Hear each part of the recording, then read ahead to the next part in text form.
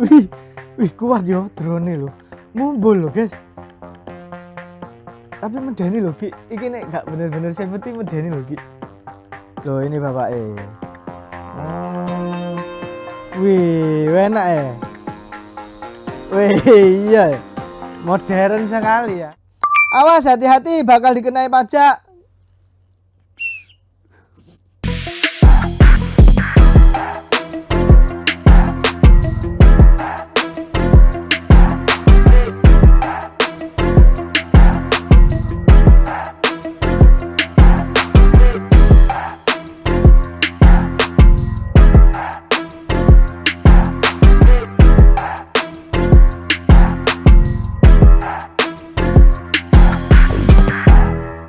Halo Tribuners, welcome back to Tribun Var. Ya, apa kabarnya Tribuners hari ini? Semoga kalian baik-baik saja dan sehat ya, karena kondisinya sekarang lagi masuk di puncak musim kemarau. Lah biasanya ini Tribuners di daerah Jawa Timur iki rek biasane yo. Nek musim apa iki jenenge iki ngene iki? Musim apa iki? Musim nek udan kan rendeng ya Ki. Nek ketiga. Apa Ki? Musim kawin. Enggak dong, itu suro. Kon wis kawin, ya. Oke, ini musim ketiga, guys. Dan di sini Samer membawa berita yang unik, sing fresh. Karena biasanya gak sepiro fresh. Saiki fresh dari Tuban. Di mana iki viral nang ndi rek. Jadi petani nduk Tuban iki gawe apa ki jenenge drone. Sekali lagi drone ya. Nah, iki petani nduk Tuban iki viral nduk sosial media. Dek iki mumbul. Ngawang. Iku vibe koyo nduk Eropa, guys. Dek iku dadi ngevlog gitu ya. Dek ngevlog nduk Korea apa gawe drone iku. Dan apa istilahnya melaporkan ya. Jadi kita cek aja videonya ya. Wih kuat yo drone lho. Mumbul lho, guys. Tapi medeni lho Ki, iki nek gak bener-bener safety medeni lho Ki. Loh, ini Bapak Oh. Wih, enak ya. Wih, iya. Modern sekali ya. Sebuah video pendek yang memperlihatkan seorang petani terbang menggunakan drone pertanian di area persawahan viral di media sosial. Di remote Ki. Dalam video yang beredar, seorang pria mengenakan topi berwarna krem dan kacamata hitam tampak santai bergelantungan menggunakan tali yang dikaitkan dengan drone berukuran besar. Drone tersebut kemudian menerbangkannya melintasi area lahan pertanian dengan ketinggian sekitar 15 meter. Aksi unik ini diketahui terjadi di area persawahan Desa Sembungrejo, Kecamatan Merakurak, Kabupaten Tuban, Jawa Timur. Kabupaten Tuban, Jawa Timur. Petani iki bernama Daiman, warga Bojonegoro. Tapi iki sawahe ono nduk Tuban ya. Nah, Pak Daiman ini mengaku aksi terbang menggunakan drone itu dilakukan hanya untuk konten bersama rekannya. Iseng hanya untuk konten saja. Jadi ojo terlalu serius lah ya. Biasanya wong-wong ku apa-apa digawe serius. Hal sing lucu digawe serius. Tapi hal sing serius digawe goyang. Aduh lah ya kayak apa sing tak maksud. Oke. Meski demikian, Daiman menjelaskan drone tersebut memang digunakan untuk mendukung aktivitas pertanian, terutama di lahan yang sulit dijangkau kendaraan. Menurutnya, drone dimanfaatkan untuk mengangkut bibit pisang, Cavendish, pupuk organik hingga rumput menuju lokasi pertanian yang sulit dijangkau kendaraan. Drone ini dipakai untuk mengangkut bibit, pupuk dan rumput karena akses menuju lahan itu sulit gawe kendaraan imbuhnya. Daiman menjelaskan dirinya bekerja sebagai buruh di lahan pertanian milik Budianto warga Kabupaten Jombang. Wong muki kok sampai duwe sawah nduk Tuban iki. Swanger iki presirit.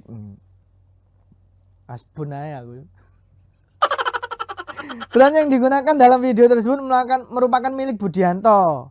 Wah, menarik Ki. Pak Budianto ini warga Jombang mana ya? Mungkin pengusaha ya. Pak Budi, piro niku? Drone iso tak gawe ngangkut anakku Pak Budi. Nah, drone ini ternyata memiliki kapasitas angkut sekitar 150 gram. Iso Ki adewe wong loro ngedrone. Nah, dalam satu kali pengisian baterai, drone mampu melakukan hingga 3 kali penerbangan dengan jarak tempuh sekitar 1 km. Lumayan loh. Menarik iki. Lumayan kayak dolenan yang ndukur ki dadi kayak Iron Man. Oke. Iku videonya ya guys. Kita cek aja langsung komennya dari Tribuners ya, dari netizen. Dari @tos67 bla bla bla. Tim SAR dan pemadam harus mempunyai drone seperti ini. Wih, menarik, bener ini. Karena bener ya, tim SAR kadang kesulitan ya, udah akses. Biasanya untuk mengevakuasi warga yang dalam bencana atau apa, itu biasanya kesulitan. Nah, bisa nih drone nih. Terus, iku mau komennya dibalas mana oleh @uni bla bla bla. Tim SAR buat di pegunungan, tapi di pegunungan sinyalnya nggak memungkinkan. Terus dibalas mana? Masa sampai puncak Merapi aja bisa? Dibalas mana? Maaf bro, anggarannya buat tunjangan DPR dulu.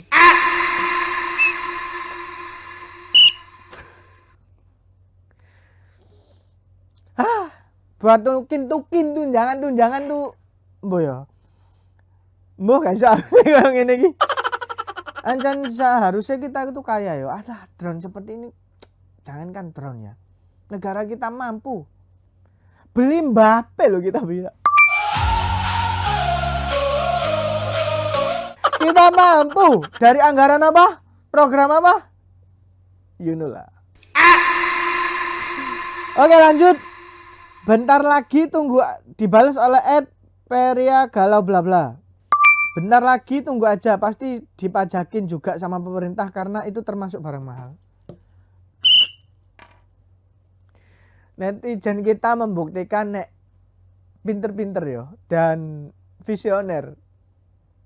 Ono barang larang titik, wah pajak nih. Lucu-lucu. Selanjutnya dari Antonon bla bla bla. Awas hati-hati bakal dikenai pajak. Kenapa Mas dikenai pajak? Kan nggak mungkin.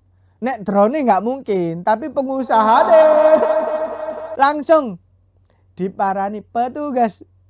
Petugas apa? Bukan petugas pajak, mungkin ya petugas apa? Sensus ekonomi mungkin ya kan. Saya kan lagi rame tuh sensus ekonomi tuh. Terus dari @zakiu bla bla bla. Wah, ini jangan terpantau pemerintah nanti kena pajak properti dan royalti. Kok royalti sih? Apa pajak royalti? Mungkin bisa saja ya. Terus dibalas dari @yatin BKD bla bla bla. Wah, kena sebentar lagi kena pala. Kok komen ini apa sih? Terus lanjut dibalas lagi dari Fandi Sihura bla bla bla. Setiap pemerintah lagi susah uang, pasti rakyat selalu jadi korban. Kadon Mas, iki soal drone. Kok pajak sih? Tapi yo biasanya ngono sing unik-unik. Terus dari @paruk apero bla bla bla. Itu bukan unik bos, artinya petani kita sudah maju dan modern. Mantap Pak D. Terus dibalas mana rek? Kalau dibilang modern mungkin masih jauh, karena sistem pertanian yang modern itu mirip Thailand. Hasil pertaniannya pun bisa mensejahterakan petani. Petani kita sekarang baik dari segi teknologi maupun kesejahteraan masih jauh dibanding negara Asia Tenggara. Sedih guys. Mas, ini fakta yang sangat terang. Nah, Terus dibahas lagi, itu drone dari kementerian buat komunitas petani. Dibalas lagi guys, pupuk aja susah apalagi kasih drone. Offset. Terus dibahas lagi, pupuk lancar dan lebih murah 20%, bahkan ekspor ke Australia dan India. Kementan bagi-bagi alistan untuk pertanian modern. Drone juga termasuk traktor, harvester, dan planter. Komen ini biasanya orang di dalam. Oke, selanjutnya dari Ed Ibrahim Zalan. Berarti harus sadar pemerintah kita, rakyat kita baru sejauh ini secara kemajuannya. Terus selanjutnya dari Ed Bujangnam, menyala petaniku, teknologi luar biasa. Mantap Pak Daiman. Ya Pak Budi juga tadi mantap, jadi contoh buat yang lain. Semoga pertanian kita lebih maju ya. Dan selanjutnya soal tadi, hati-hati soal pajak. Bukan soal pajak. Ini berarti lagi rame tadi soal sensus ekonomi guys. Dan ini juga terjadi di Bondowoso, di mana petugas sensus ekonomi ditolak warga. Ditolaknya karena apa? Karena pengaruh konten di sosial media. Dikira untuk dipajak. Padahal enggak guys, sensus ekonomi itu untuk mendata yo. Mendata gimana statistik ekonomi di daerah, ngono lah bahasa gampangnya. Nah, ini terjadi di Bondowoso di mana salah satu petugas curhat. Nah, petugas sensus ekonomi di Bondowoso ini curhat mendapat penolakan dari warga saat melakukan pendataan secara door to door. Meski telah membawa identitas dan surat tugas resmi, tapi tetap ditolak. Sebagian petugas menduga penolakan dipengaruhi informasi yang beredar di media sosial. Narasi yang menyebut petugas sensus sebagai petugas gadungan. Loh, ini banyak juga di daerah sih. Nyaru jadi petugas, opo. Misal petugas, ya ini termasuk petugas sensus, tiba-tiba masuk ke rumah terus apa? Menjarah barang-barang berharganya itu. Tapi ini resmi. Jadi warga di sana itu menduga ditolak warga itu gara-gara ya itu mau pengaruh negatif di media sosial dan yang lainnya. Tapi Pak Wagub Emil Dardak itu juga menegaskan ini yang disensus bukan cuma warga ya, tapi semua termasuk pejabat ya. Iku ngomong nek ini iki aman rek ngono. Yes, ngono untuk VAR kali ini. Semoga kalian sehat semua ya Tribuners. Dan terima kasih dari Samir. Aku tak numpak drone. Dadah.